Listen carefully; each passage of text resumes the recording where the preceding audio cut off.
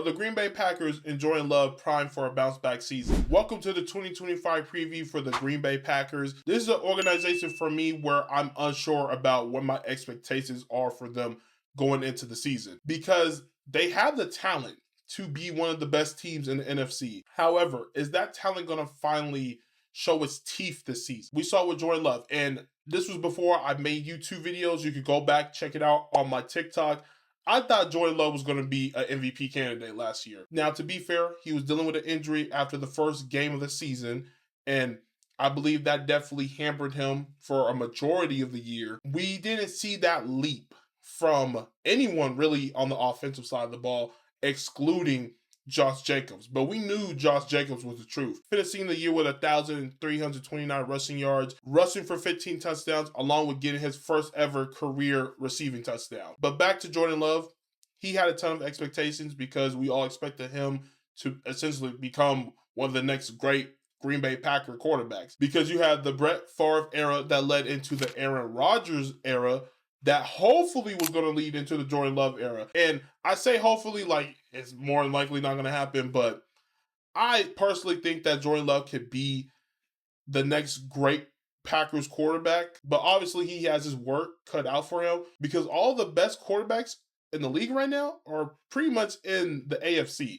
So if he was to survive the gauntlet that is the NFC North and then have the success to get out of the NFC, he still has to go against one of the best quarterbacks in the game right now, whether that be Patrick Mahomes, Lamar Jackson, Joe Burrow, Josh Allen. All that being said, I think Jordan Love has the talent to overcome one of those quarterbacks.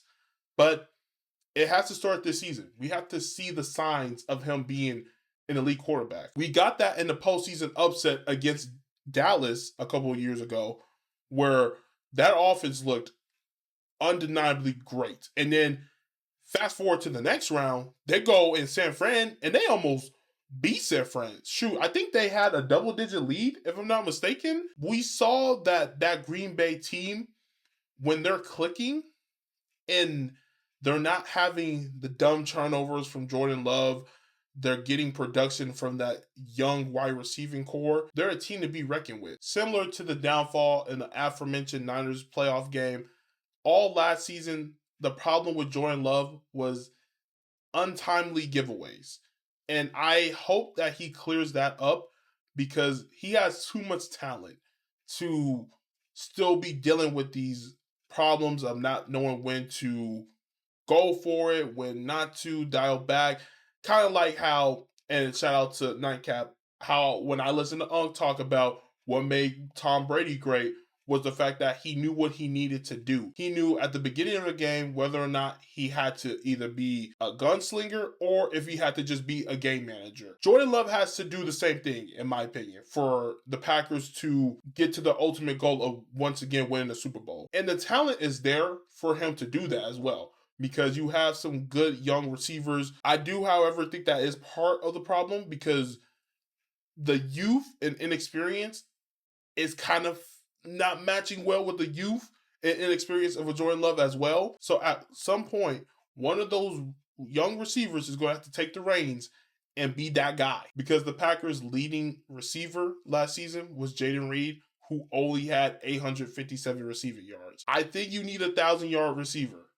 Even though you have the talent for the ball to be spread out, for there to be numerous weapons, I do think an alpha has to emerge. Now, we'll see with Matthew Golden, the first-round pick for the Green Bay Packers this season. We'll see whether or not he could be that guy who leads the receiving room, or if he'll just be another weapon for Matt LaFleur and that offense to unleash. Other playmakers in his offense, Tyler Kraft, he had a good season. He was really productive, especially when it came to scoring. And then you got Christian Watson, who unfortunately has done a ton of injuries throughout his early career. Hopefully, after this torn ACL, when he comes back, he could contribute and be a key part of their offense. And then you got Dobbs, you got Wicks, you got Heath. There's a ton of guys on this roster who can definitely uplift this offense. That's why I said it's unknown when it comes to the expectations for the Green Bay Packers, because They have all this talent, but is the plethora of talent to the disadvantage of them because they don't have that alpha receiver? Is that undermining their chance for success? We'll see this upcoming year. I think that's going to be something key to watch. Also, something I want to note for the offensive unit, they lost Josh Myers, their center. They added Aaron Banks, but he's more of a, I believe, tackle. No, excuse me. He's more of a guard. I'm concerned about him because he didn't really have the best tenure with the Niners. I thought he was probably one of the weaker offensive linemen for them. And then you lose your center, who is the main communicator with the quarterback.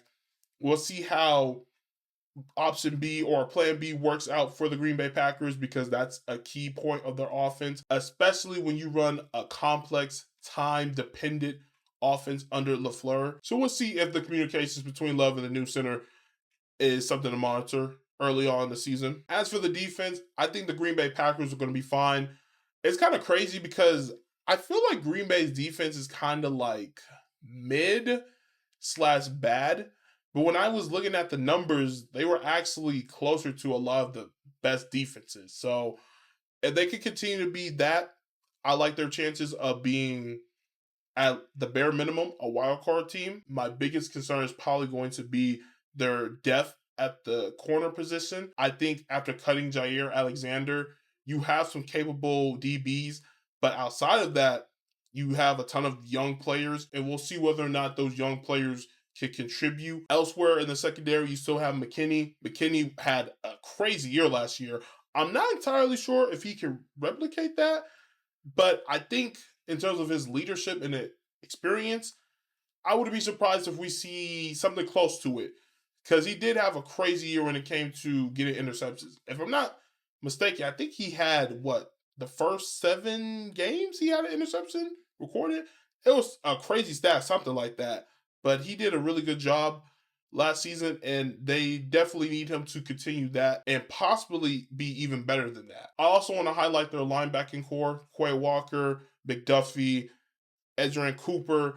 Those are guys that allow this to be the 7th best run defense, which is kind of crazy because I thought the run defense was kind of like, if they could get the same contributions from those 3 guys, along with the defensive line and the secondary adding on, this defense could be a formidable foe, especially in the NFC North that has a ton of offensive talent. As I wrap up this preview for the Packers, I want to just highlight again, I really don't know what to expect from them. The ceiling for this team is a wild card team that can potentially reach the divisional round. My floor for them is potentially actually missing the playoffs. I know the NFC is not as deep as the AFC when it comes to really good teams, but I have some high expectations for a lot of the teams in the NFC West, the Buccaneers and the Falcons. I think those are the 2 teams you got to monitor when it comes to